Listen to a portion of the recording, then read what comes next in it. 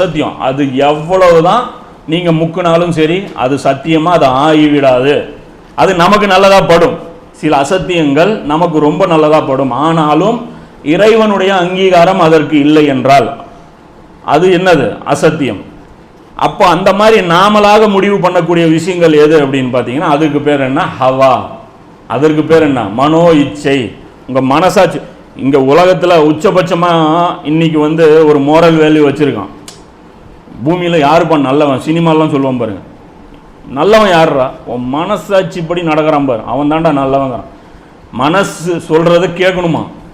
மனசு சொல்கிறத கேட்டுட்டா அவன் தான் நல்லவன். மனசாட்சி மீறி நீ நடக்காத.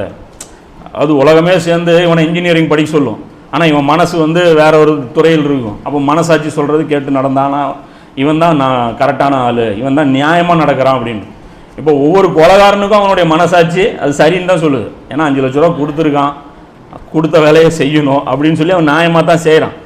அப்போ மனசாட்சி அப்படிங்கிறது தான் நம்ம உயர்வாக நினைக்கிறோம். ஆனால் மனசாட்சியை பற்றி அல்லாஹ் என்ன சொல்கிறான்? அது வழிகேடுங்கிறான், அது ஹவா அப்படின்னு சொல்கிறான். அப்போ நீதி எதுன்னு பார்த்துக்கிட்டிங்கன்னா இன்னைக்கு உலகத்தில் இருக்கக்கூடிய எல்லா துறைகளுக்கும் நீதி தேவைப்படுது. முதலாளித்துவம் சரியா? முதலாளித்துவம்ங்கிற ஒரு கோட்பாடு இருக்கு. அதுல சில பொருளாதார வரையறைகள் தொகுக்கப்பட்டிருக்கு. இது பார்த்தீங்கன்னா தொழிலாளர்களுக்கு அநீதி தரக்கூடியதாக இருக்கு. இதுதான் நீதி. நான் சொல்றேன், குர்ஆன் சொல்லக்கூடிய நீதி இது எல்லாமே கவர் ஆகுங்கிறேன். சும்மா ஒரு நீதிமன்றத்தில் ஒரு வெட்டுக்குத்து பிரச்சனை வந்தா மட்டும் தீர்ப்பளிக்கிறதுக்கு பேர் அல்ல நீதி. பொருளாதாரத்தில் நீதி இருக்கு. அதே மாதிரி குடும்பம்ல நீதி இருக்கு. அம்மா ஒரு பக்கம் இழுக்கிறா, மனைவி ஒரு பக்கம் இழுக்கிறா. இப்போ மனிதன் எந்த பக்கம் சாயிறது? இதுல நீதி கொடுக்கணும். இதுல அல்லாஹ் தான் பேலன்ஸ் பண்ணுவோம். அம்மாவுடைய உரிமைகள் இது, மனைவியுடைய உரிமைகள் இது. இதுக்கு மாற்றமா நாம தீர்மானம் பண்ணா அதற்கு பேர் என்னது? மனோ இச்சை, ஹவா.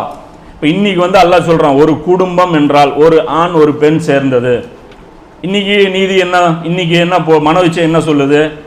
இன்னைக்கு கவர்மெண்ட் என்ன போட்டிருக்கு? ஒரு ஆணும் சேர்ந்தாலும் ஒரு குடும்பம், ஒரு பெண் சேர்ந்தாலும் குடும்பம். இதுல மனித குலத்துக்கு நன்மை இருக்கிறதா அவங்க வாதங்கள் வைக்கிறாங்க. வாதத்தை வச்சுலாம் நீ தீர்மானம் பண்ண முடியாது. இது ஹக்கின் அடிப்படையிலான்னு தீர்மானம் பண்றது ஈஸி. என்ன ஹக்கின் அடிப்படையில்? அல்லாஹ் இதை அனுமதிச்சிருக்கானா? அனுமதிக்கல, அப்ப இது ஹக்கு இல்ல, பாத்தில். அப்ப அல்லாஹ் அனுமதிச்சிருந்தா அதுக்கு பேர் என்ன? ஹக்கு. அப்ப நாம ஆய்வு பண்ணோம்னா நீங்க உட்காந்து விவாதத்துக்கு கூப்பிடுங்க ஒருத்தனை. நீங்க ஒரு ஆண் பெண் சேர்ந்தது தான் நல்ல குடும்பம் நீங்க பட்டியல் போடுங்க.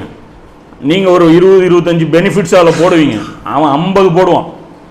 அவன் சொல்றான், ஆமாப்பா 2 பேரும் ஆம்பளை, ஜாலியாக அவனும் வேலைக்கு போவான், நானும் வேலைக்கு போவேன்.